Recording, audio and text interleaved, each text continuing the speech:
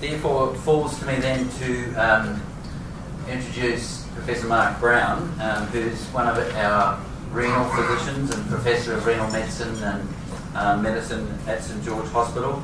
He's also the current President of the International Society for the Study of Hypertension and Pregnancy, which is a great big mouthful, but we call it ISHIP. So he's the current President and has been involved with ISHIP really since its foundation. He's been here at St George really since a very long time. 1988, he started as a specialist at St George, and I started in 1996, and he and I have worked together both clinically and in a research capacity since then.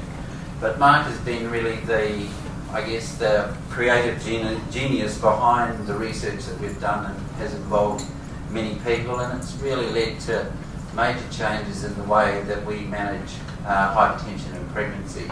The way we do dipstick urines now. When I started training, which was a very long time ago, and those of you perhaps are a bit older may remember all those urines, the 24-hour urines that used to be in the fridge, and how you get a woman to collect all that urine for 24 hours, and some messy business. Now we just do it in a little sample and we send it off to the lab and we have a result in 30 minutes. It's a fantastic change.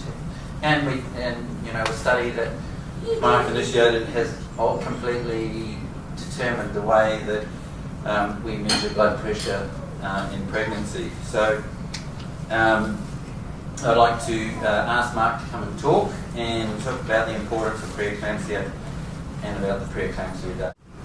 Now, what I thought I'd just do is set the scene for everyone. So let's talk about high blood pressure in pregnancy. We've gone ahead of ourselves here. Let's see if I get these slides to go back. Yep, here we go. So there's really two types. So we can either, not me, but ladies can bring the blood pressure into the pregnancy with them. That's the first type. And that's mostly what we call essential hypertension. So that's the type of blood pressure if you go to your GP when you're not pregnant and the GP takes your blood pressure, says you've got high blood pressure. That's pretty typically the type of blood pressure that we'd be talking about. Occasionally that will be caused by a kidney problem or some other rarer conditions, but most typically it's that first one, essential hypertension. So that's high blood pressure, and you come into the pregnancy with that blood pressure already established. Now the interesting thing about that is that a lot of women don't know they've got that blood pressure when they come into the pregnancy. And largely the reason for that is not having had many blood pressures done prior to the pregnancy. And secondly, and I'm embarrassed to say this, there is a reluctance amongst us doctors to label a young woman as having high blood pressure. We're happy to label an older person as having blood pressure, but we're not very good at labeling younger people as having it, and there are studies to show that. And then the second type of blood pressure is when it rises because of the pregnancy.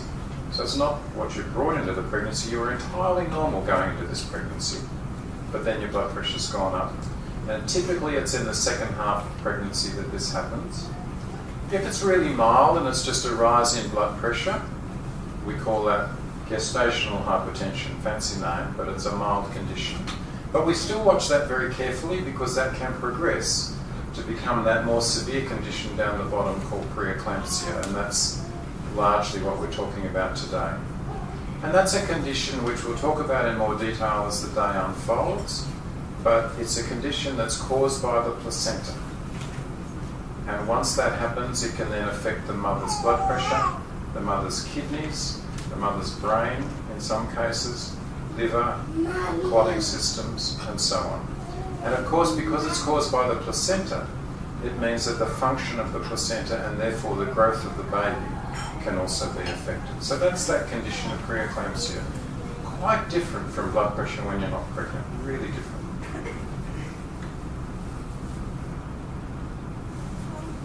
And let's see how we go with this. Here we go.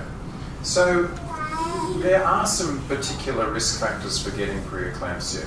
So If you happen to have high blood pressure when you're not pregnant, you've then got a 25% risk that you'll also get preeclampsia when you are pregnant. So it's a different condition, but you're more at risk of getting it.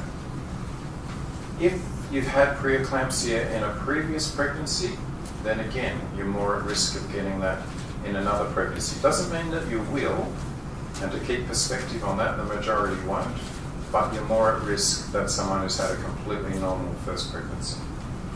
If you've got diabetes before the pregnancy, you're more at risk. If you're obese, you're more at risk. And these days, if you're having IVF pregnancies, we also know now that you're more at risk. And there's a lot of other risk factors as well, but they're the biggest ones in the largest studies that have been done. They're the biggest ones.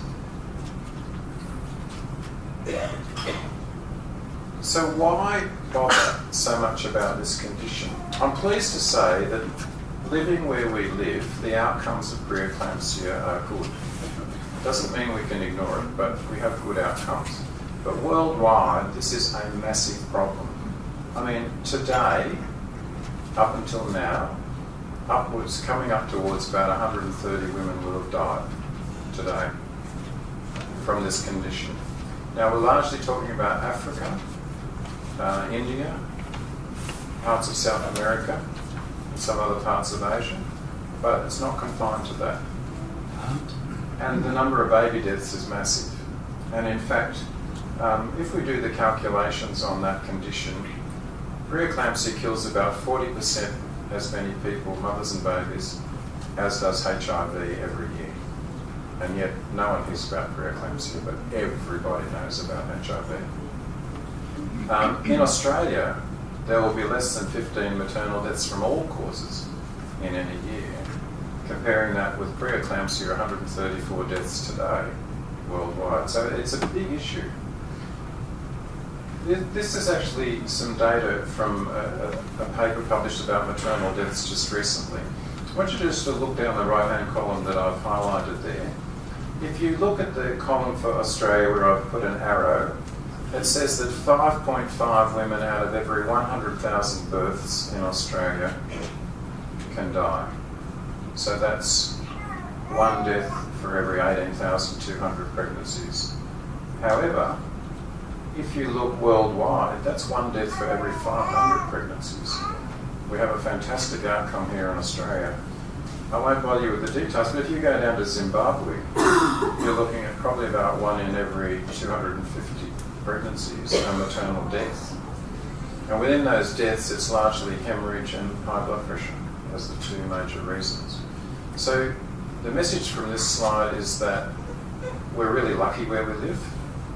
And the second message is that worldwide, this is a massive problem.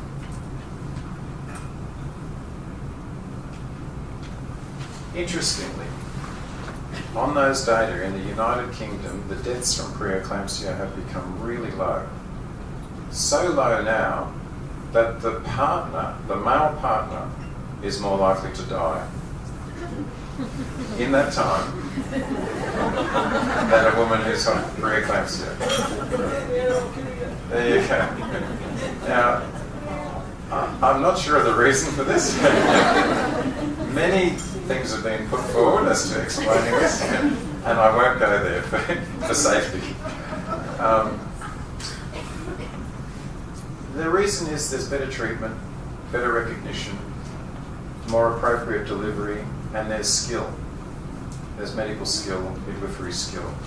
And what I didn't go through in detail with you on the previous slide is that the more antenatal care you have, the better the outcome for your baby and yourself.